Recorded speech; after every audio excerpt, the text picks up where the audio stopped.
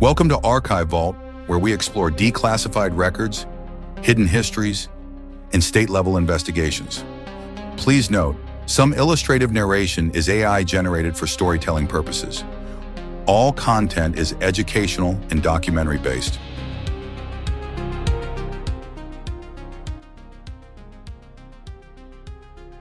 Wright-Patterson Air Force Base sits quietly outside Dayton, Ohio.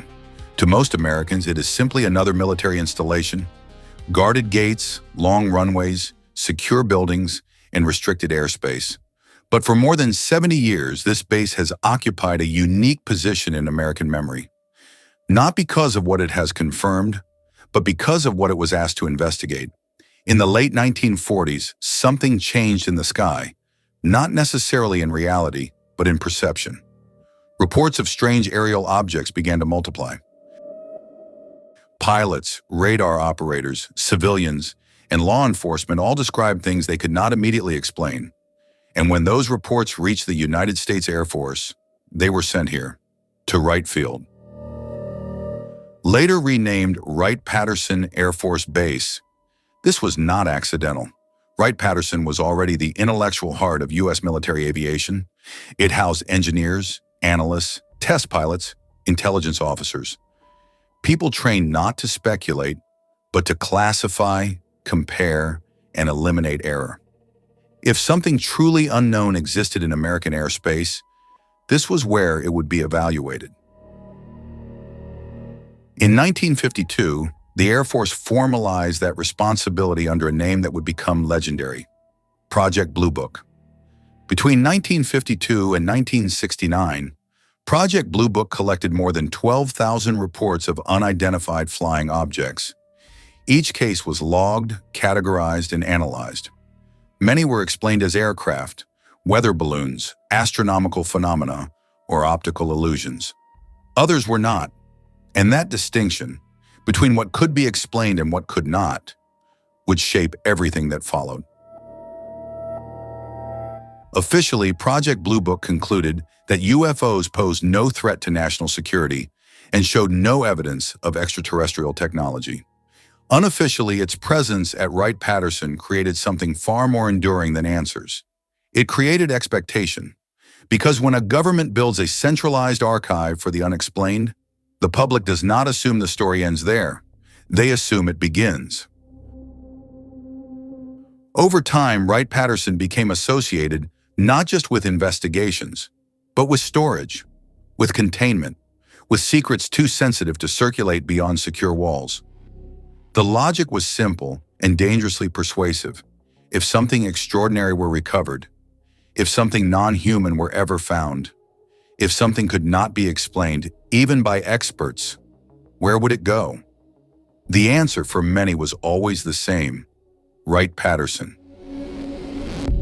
This is how the base moved from historical fact into modern folklore.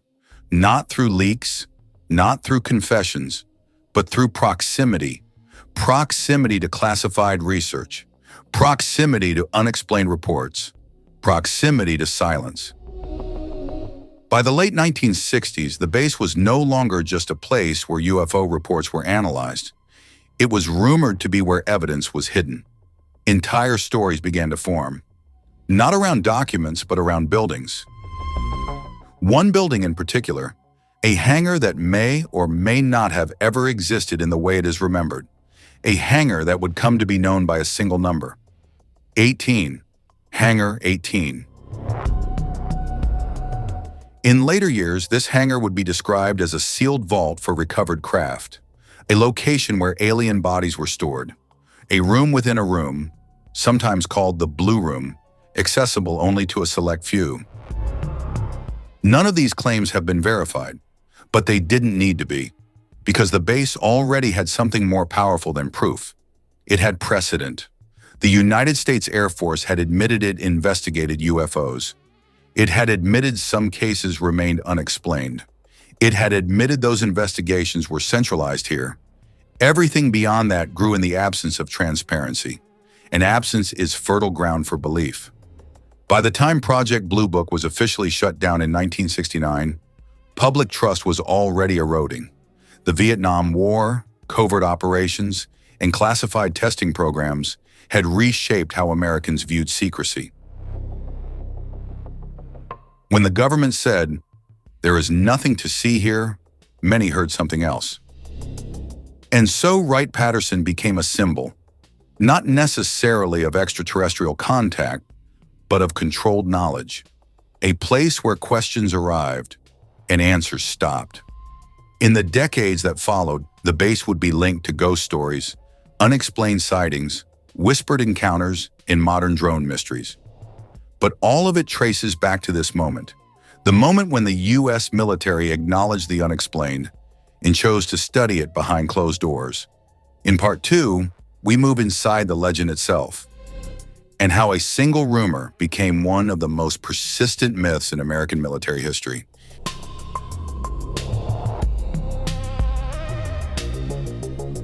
When we speak of Wright-Patterson, one number appears more than any other: 18. Hangar 18. The building itself is nondescript, a long gray structure, part of a network of maintenance and storage facilities. On paper, it is a service hangar, assigned to aircraft maintenance and archival storage. But in public imagination, it has become something entirely different. By the 1970s, rumors had begun to circulate. Stories of a room within Hangar 18, sometimes called the Blue Room, where recovered alien craft were stored. Some claim bodies, small and humanoid, were preserved there. Others described advanced materials, incomprehensible to human science. No official documentation confirms these claims. None. Yet absence of evidence has never stopped the imagination. The narrative first appeared in speculative journalism and early UFO literature. Authors connected it to Roswell, suggesting that debris recovered in New Mexico had been transported to Wright-Patterson. According to these accounts, Hangar 18 was a secure repository, entirely inaccessible to the public or most personnel, and the legend was reinforced by pop culture. In 1980, a feature film titled Hangar 18 dramatized the story: a secret room, stolen spacecraft, government cover-ups. Though fictional, it cemented the hangar in the public consciousness. For many, it blurred the line between speculation and fact. The persistence of the story is not unusual. Human memory and belief are shaped by what we cannot see. When a building is off limits, shrouded in secrecy, it becomes a canvas for the imagination. That canvas has been painted over and over by witnesses, journalists, and filmmakers alike. Some accounts from former base personnel are more cautious. They describe restricted areas, unexplained protocols, and secure storage of classified materials, mostly advanced aircraft parts, experimental avionics, and Cold War-era technology. Rarely a strange device, a component of unknown purpose might appear, but nothing incontrovertibly alien, yet the allure remains. The structure's unremarkable exterior hides something in the public mind: the unknown, the unverified, the impossible. Hangar 18 became shorthand for all of Wright-Patterson's secretive operations. A symbol more than a place, it embodies the tension between transparency and mystery. And the Blue Room, whether it ever existed or not, represents the same concept on a smaller scale. A chamber, protected, off limits, where reality and rumor merge. It is the room people want to believe in, a repository for the extraordinary. This story, repeated over decades, demonstrates how folklore forms around institutions. It is not driven by fact alone, but by proximity to power and secrecy. In later segments, we will examine how these legends interact with modern paranormal claims, including ghost sightings and unexplained lights. But here, the foundation is clear. Wright-Patterson Air Force Base did investigate the unexplained. It centralized information. It trained people to discern truth from error. Yet in doing so, it created a vacuum, a space where speculation could grow. Hangar 18 is that space. The Blue Room is that vacuum. And together, they tell a story of human curiosity, fear, and the enduring allure of the unknown. In Part 3, we turn from myth to experience. We leave the hangar and walk the base itself. Haunted buildings, mysterious sounds, and the shadows that linger in places where secrets are said to reside.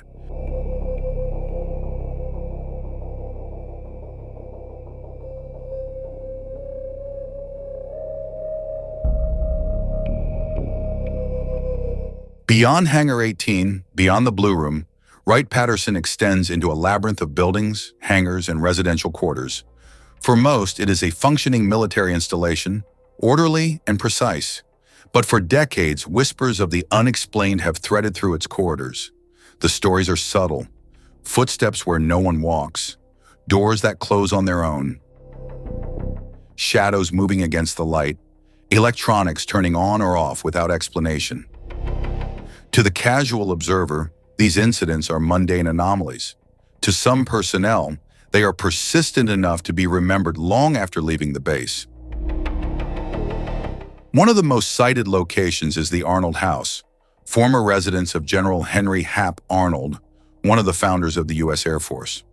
Visitors have reported objects shifting inexplicably, cold drafts in sealed rooms, and fleeting glimpses of figures at the edge of perception.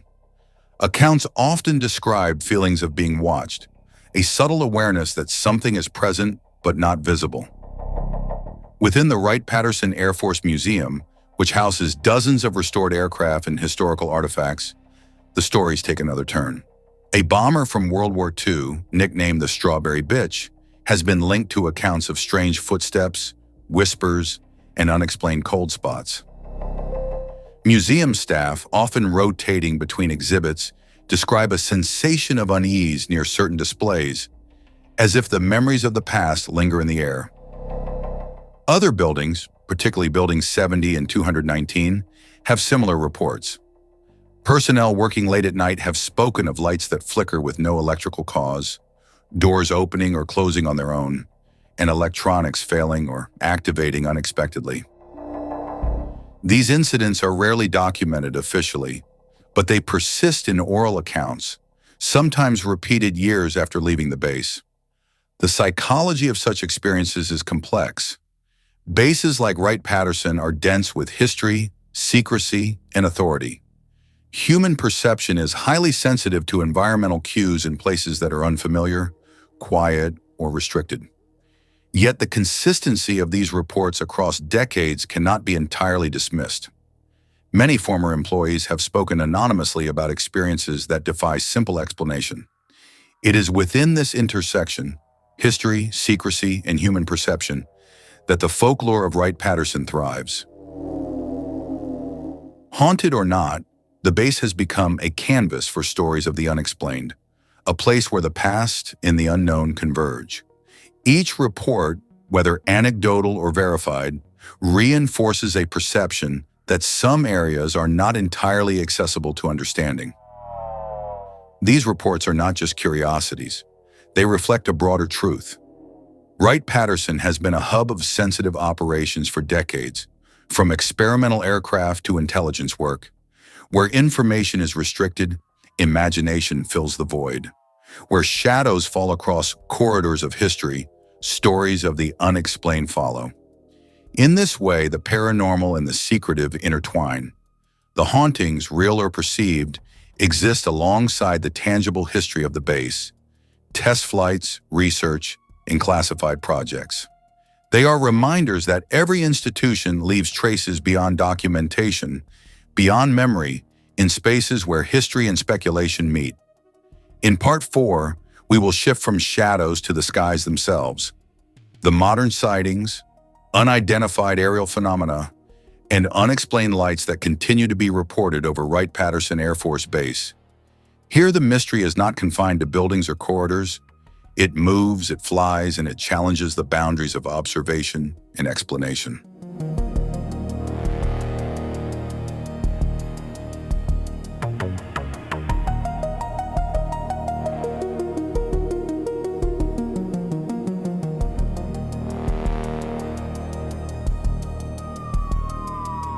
The mystery of Wright-Patterson is not confined to its buildings. It rises above them, into the skies over Dayton, Ohio. For decades, pilots, radar operators, and local residents have reported objects moving in ways that defy conventional explanation. Triangular craft, silent spheres, lights that hover, accelerate, and vanish in an instant. Some sightings align with classified test flights, others remain unresolved. In 2017, the Pentagon formally acknowledged the existence of unidentified aerial phenomena, or UAPs. Radar data, pilot testimony, and video recordings confirm that certain objects moved at speeds and with maneuvers that no known aircraft could perform. While the military offered no conclusions about origin, the acknowledgement reignited interest in Wright-Patterson, the historic center for UFO investigation. Local reports add layers to the story. Residents describe glowing orbs, silent black triangles, and fast-moving lights appearing near restricted airspace. FAA radar logs occasionally detect unknown contacts that vanish without explanation. Amateur astronomers and drone enthusiasts have filmed fleeting anomalies that cannot be immediately identified. Former base personnel, speaking anonymously, recall strange flights over the perimeter, unusual trajectories, unknown shapes, and activity outside normal test schedules. Some dismiss these as drones, experimental aircraft, or atmospheric phenomena. Others leave the explanation open, noting that the base has long been a hub for cutting-edge aeronautics. These sightings feed into a larger narrative. Wright-Patterson as a place where the extraordinary intersects with the highly classified. It is a center for investigation, experimentation, and secrecy. A location where the lines between cutting-edge aerospace technology and unexplained phenomena can blur. Yet these modern reports share a common thread with the base's past. They illustrate a simple, enduring truth. Where observation is limited, speculation grows. Where military activity is cloaked, the imagination fills the gaps.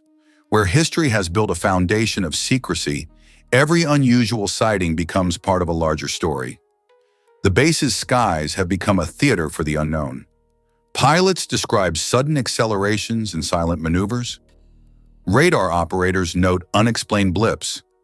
Residents see lights in impossible formations. Each observation, verified or anecdotal, adds to the tapestry of Wright-Patterson's reputation. This is not just UFO lore, it is a reflection of the base's unique position at the intersection of technology, secrecy, and human curiosity. Every unexplained sighting reinforces the perception that some knowledge is beyond reach.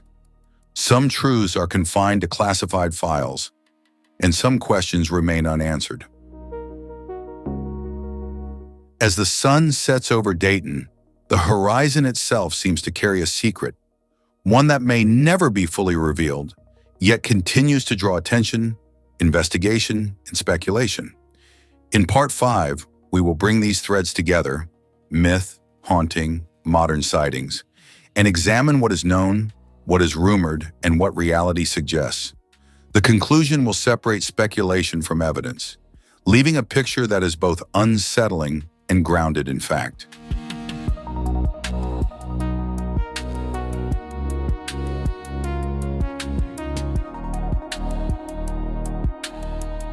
Wright-Patterson Air Force Base has existed at the crossroads of history, secrecy, and imagination. Over decades, its identity has been shaped by both what it was and what people believed it to be. The base investigated the unexplained. Project Blue Book, which operated here for nearly 2 decades, represents the most tangible proof of this. More than 12,000 UFO reports passed through these halls. Most were explained, some were not.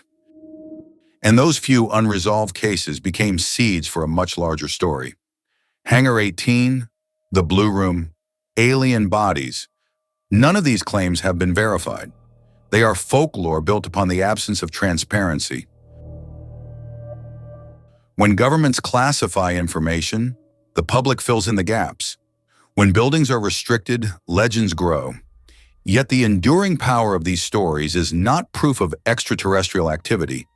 It is proof of human curiosity and the hunger for answers.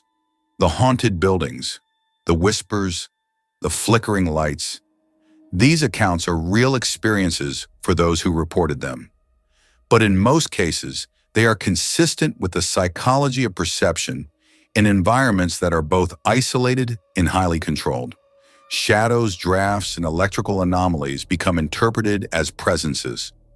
The base's long history, combined with its secretive culture, ensures that ordinary occurrences are never entirely ordinary. Modern sightings in the skies above Wright-Patterson, the black triangles, glowing orbs, and unexplained radar contacts remain mostly unresolved. Some are likely experimental aircraft, drones, or atmospheric phenomena. Some remain unexplained.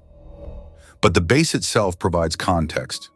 This is an area of advanced aeronautics, sensitive research, and restricted airspace. Unusual observations are inevitable. The myth and the reality exist side by side. One does not negate the other. Wright-Patterson is a place where human imagination meets human endeavor, where history, secrecy, and curiosity converge, where folklore and fact have intertwined to produce stories that endure. For those who visit the base, work there, or study its history, the lesson is subtle. It is not that secrets of alien origin exist behind locked doors. It is that secrecy shapes perception. It is that where information is controlled, narratives emerge. It is that belief in ghosts, in aliens, in the unexplained, tells us more about ourselves than about the base itself. Wright-Patterson Air Force Base remains operational. Its missions, its aircraft, its research continue quietly. The hangars, the runways, the offices, all continue to function under the scrutiny of military precision. Yet the stories remain. They linger in corridors, in the skies above, and in the public imagination. They are a reminder that mystery is not only about the unknown outside, but about the limits of what we are allowed to see. And perhaps that is the most enduring secret of all. The unknown is never truly gone, so long as curiosity remains.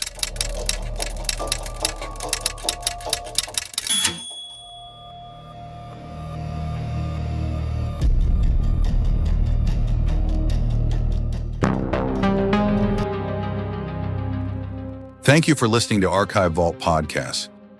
I hope you enjoyed this deep dive and found it insightful. Wishing you a great week ahead, and remember to subscribe so you don't miss our next episode. We'll be back soon with more stories from the archives. See you next time.